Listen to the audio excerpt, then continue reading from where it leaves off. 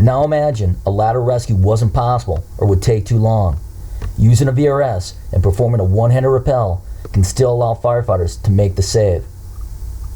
It's important to note that the manufacturers of neither the Sterling F4 or CMC Escape Artist condone performing a one-handed rappel with either of their devices due to the danger of losing control during your descent.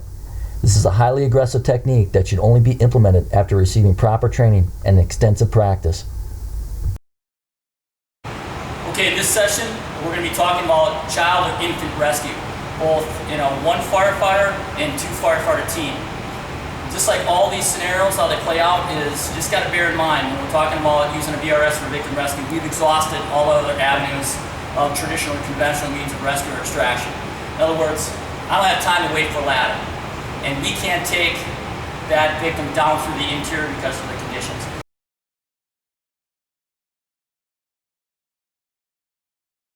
So now we're going to show you how this plays out. Window's been already cleared.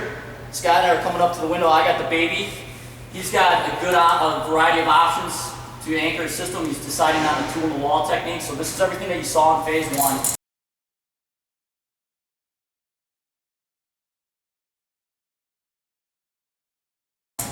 Pulls out the lead end of his system. He's only going to draw out about 2 feet of rope. Doesn't need a lot for the tool in the wall. Puts that bite through the hitching slot, handle through that loop of the rope, axe blade away from the window opening. Breathe in, up, and then down.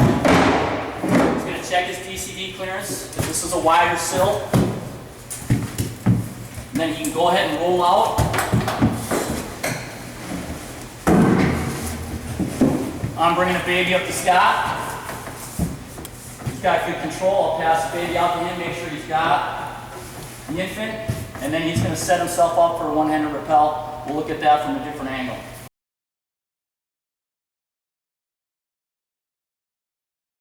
Now, Scott can actually use 2 orientations for one-handed rappels. It all depends.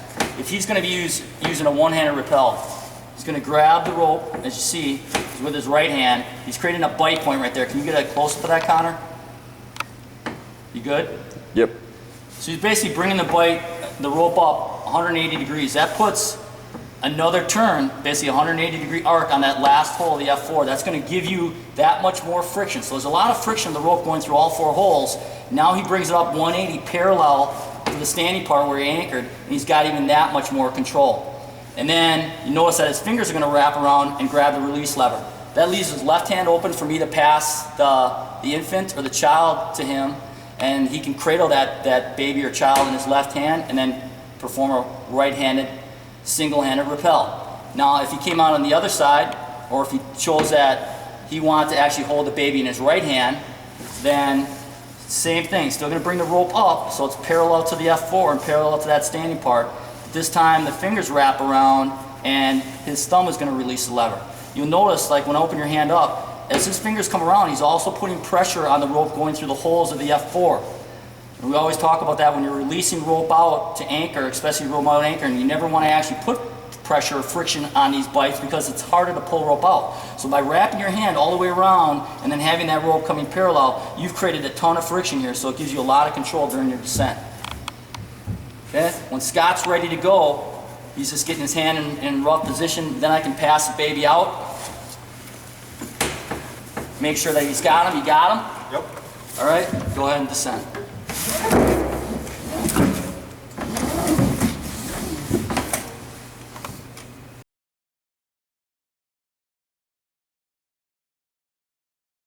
And I'm going to show you more of a worst case scenario where Scott and I get separated searching for this infant on the 2nd floor. He went to one room, I went to another room.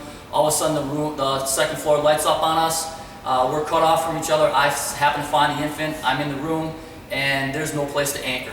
So I got to go to using the hook.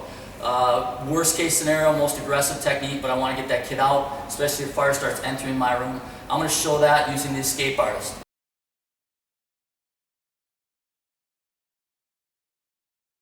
So we're going to just take a look at the Escape Artist now. There's quite a few different models and variations to the Escape Artist through the years, but it's grouped into 2 general categories. You have the single brake design, and then you have the double brake. In my opinion, the single brake design works a little bit better for one-handed rappels. So we're just going to go through those. The one that I have in my left hand and the one in the center are probably the two most common ones on the department. This black one is a second generation, and this is the one in the middle. The red body with the gold handle is how it's designated to be a single brake. The gold body with the red handle designates the double brake, and I'll talk about the difference between the two. All of these devices operate the same. Now the friction in the F4, the rope goes through those holes. Maximum friction, the rope goes through all 4 holes. The CMC Escape Artist is modeled after their 540 belay. So the rope, Dan, if you can kind of zoom in on this, the rope goes around the cam, or what's more accurately referred to as a bollard, 1.5 times. So it goes through on a 540-degree arc, just like the 540 belay.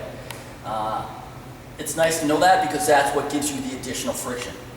All the configurations on all 3 of these devices is exactly the same. The difference between the second generation and the latest version of the single brake design is that you have a beefier handle and it's a little bit longer. When I load these, so I'm going to load both of them right now, I'm pulling down on Lanyard and the Carabiner. Can you see them both, Danny? Yes. You can see how the handle on the latest version of single brake deflects out away from the body more so than on the black one. And there's pros and cons to that. When you're operating the single brake design, what you're going to be doing, whether you're right-handed or left-handed, you're going to squeeze the rope tight to the body, frame of the device, and you're going to squeeze the lever. It's a little bit harder on the latest generation because the handle deflects a little farther away from the body, so it's a little tough to actually encompass everything. It depends on your hand size. If I was going to do a right-handed rappel, I'm going to just squeeze it. So I have the rope in my palm and the fingers release the lever. Left hand, thumb releases it and the fingers grab the rope. A little bit easier on the second generation version because the handle's tighter to the body.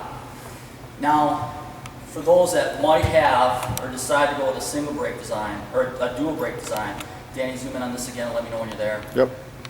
You'll look at the handle right here. The double brake design is also referred to as anti-panic feature. I don't know how well you can see that on the camera, but the handle gets wider right here when it gets tight to the bollard.